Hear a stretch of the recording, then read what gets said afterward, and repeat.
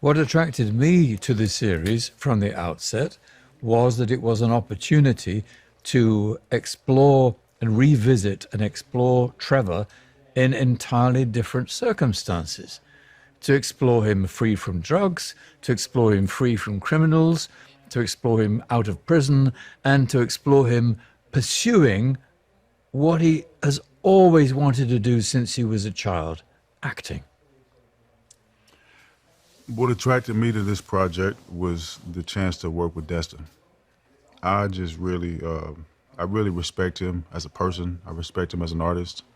I saw his two films of his, one in Short Term 12 and one called Just Mercy. We also had a general meeting, maybe even a year, I think, before we talked about this. And he was someone who I felt like I really, really wanted to work with. It was also at a time where I was, more than the material, I was just looking for a good experience, you know.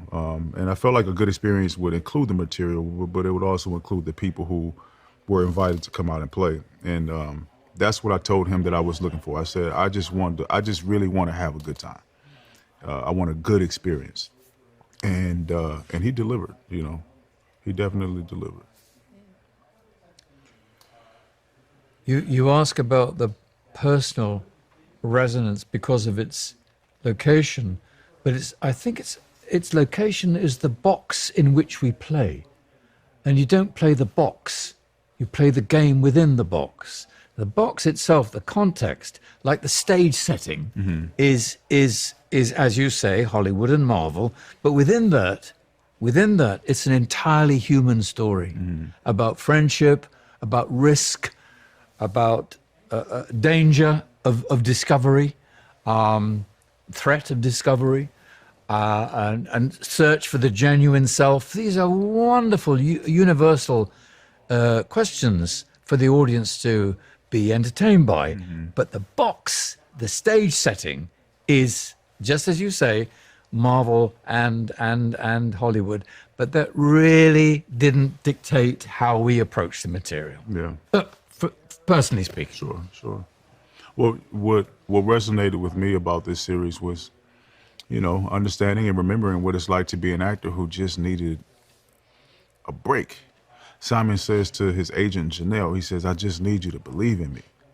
You know, that was actually a line that I asked if I could say that, if I could just put that in, because I knew that's all that Simon really needed in that moment, was just somebody to just believe in me. He just needs a chance. And I know what it feels like to just need someone to believe in me. Trust me, I can do it. You know, I think there's so many actors who walk into a room or who leave out of the room having not done their best work, you know, and say, I just need someone to see what I was trying to do. You know what I mean? To just believe in me. And that is, I think, a universal theme that many people will relate to, and I certainly, you know, related to that as well. Working with Daniel Destin Cretton, I had worked with him before on Shang-Chi, and Andrew Guest I met for the first time. They were immensely protective of their cast, of the genre, and of actually, genre is the wrong word because this defies genre, but of the material, and really anxious to give us a wonderful place to stand from which to jump and take risks within the story, within the narrative. So they were always guiding us. Your famous phrase every morning, "What's the story?" And we followed the story under their affectionate, skilled guidance. Wonderful to work with them. Yeah, I had a fantastic experience working with Destin and Andrew. I call him AG. This felt like it was like a home team project. You know, everybody cares, everybody's talented. We know that already. So now let's go and just make something that we all like, and let's do our best job at that, and let's get home safely, you know, and let's come back and let's do it again tomorrow. That's what it felt like making this. And you know, when work feels like that, then it doesn't always feel like work. No, it doesn't. Wonderful. Beautiful. Yeah, well, I was fortunate enough to have, stepped into the heroic spaces, and a lot of my previous work. Actually, what was different about this and what was a pleasure about this is that I was able to treat Simon like just a guy, with a dream, and a guy whose superpowers, or who lived with this. I treated it like a disability, like a big secret, So I was able to treat it like anxiety. I was able to treat his enhancedness as like something that he was like a big shameful secret, and that's human. I didn't have to play it in a supernatural way. I was able to identify something human and to lean into it that way. So it was really a treat. I mean, I really got like the best of both worlds with this thing, because I got to do something, on the scale of a Marvel project, but I also got to do it, differently. I also got to do it in something that, in a way that felt grounded. And I'm careful to make that to make the differentiation, because I don't want to imply that those opportunities don't exist elsewhere in the Marvel world. But we really, I really got the chance to hone into to this character's humanness, aside from there being anything spectacular about him that sort of leans to the side of anything supernatural. So that was really a gift. Revisiting Trevor for the fourth time, I think gave me, through the writing and through the actors' relationship, it gave Trevor an opportunity to express his profound love of Shakespeare and the English language. And that to inhabit this series with that flavor for Trevor and for me was really gratifying.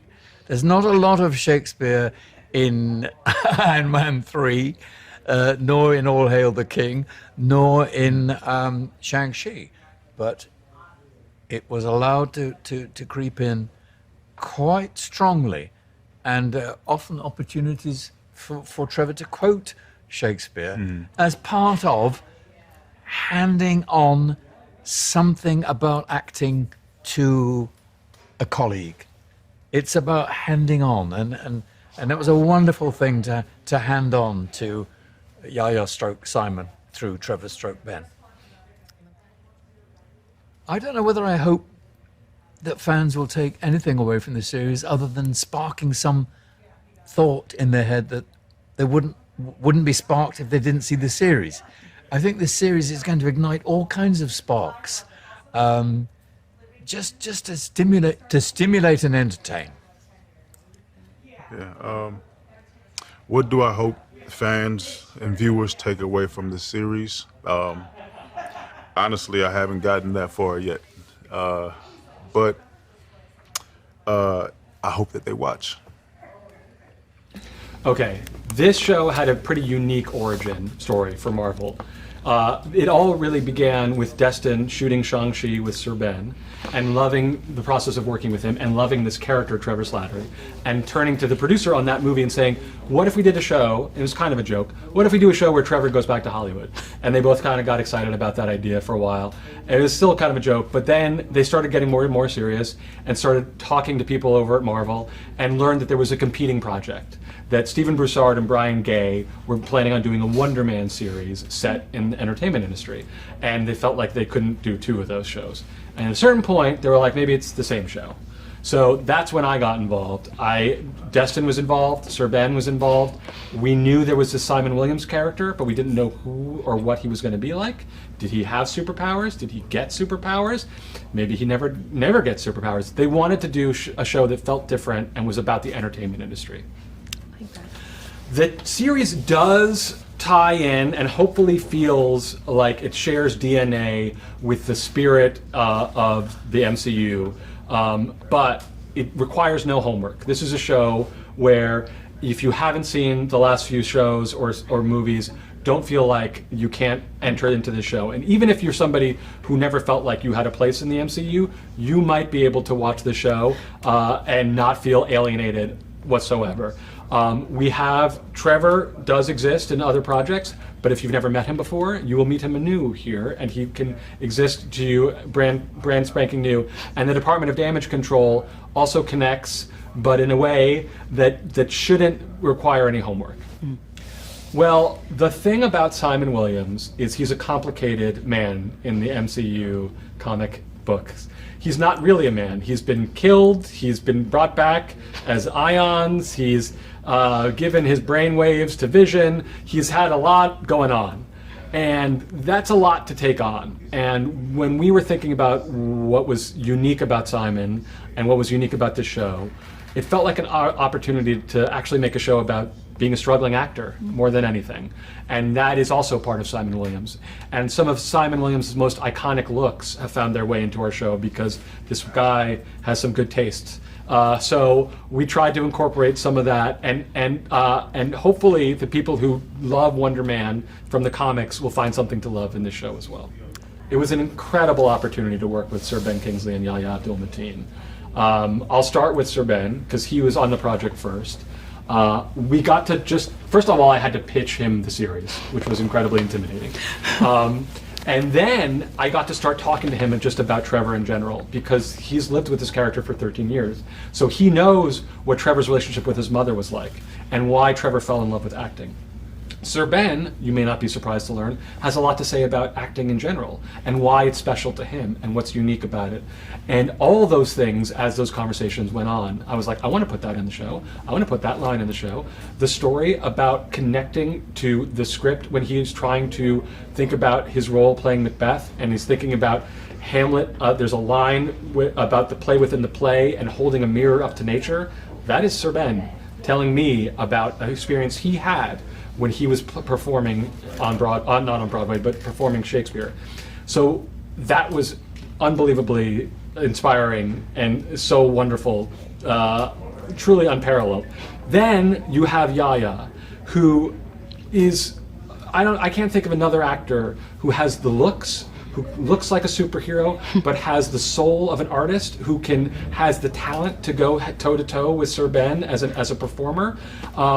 He's one of one, and just an incredibly generous and wonderful person. And the more we talked about Simon, and the more Yahya wanted to know about specifics about Simon's backstory, his relationship to his parents, where he's from, those specifics started working their way into the show. So without Yahya or Sir Ben, the show would not be the same, whether they were on screen or not, because behind the scenes they were helping inform this world and these characters.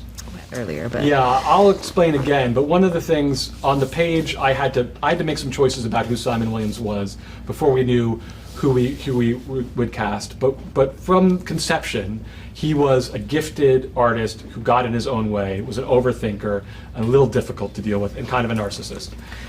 And the thing we know we needed was somebody who could perform when we needed him to, so that when he's doing a monologue, you believe the monologue is either good or bad, depending on whether we want this actor who's doing it to do a good performance or bad performance. And I was a fan of Yahya's work from the Watchmen series. I just thought he was incredible. I got to see him on Broadway in Top Dog, Underdog, and the guy's a genius. And so when Destin first brought him up, I was thrilled, and the moment he said yes, we knew we were off to the races. Yes. Trevor Slattery is a really interesting character because he seemed to exist only to serve a kind of a plot device in Iron Man 3 initially. But I think Sir Ben Kingsley brought so much to this role that even in the few minutes he has on screen, you're kind of captivated by him.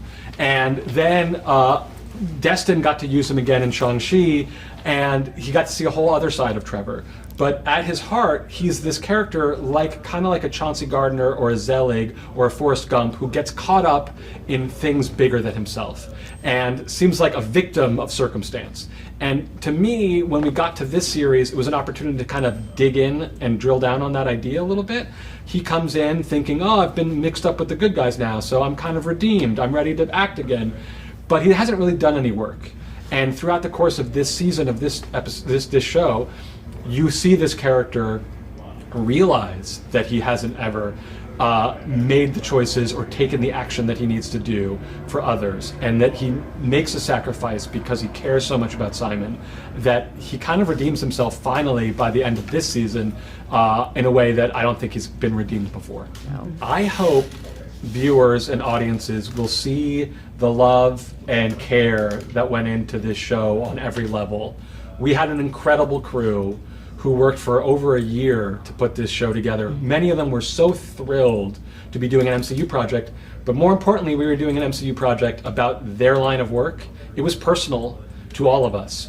Costumes, hair, makeup, you name it, craft service. They knew this world. They wanted to get it right, and they wanted to get it right for the MCU audience. So I hope we've done enough of a service to them and to all their craft, and that people can see the love and care, because a lot of people worked really hard, and it was a really rewarding, wonderful experience.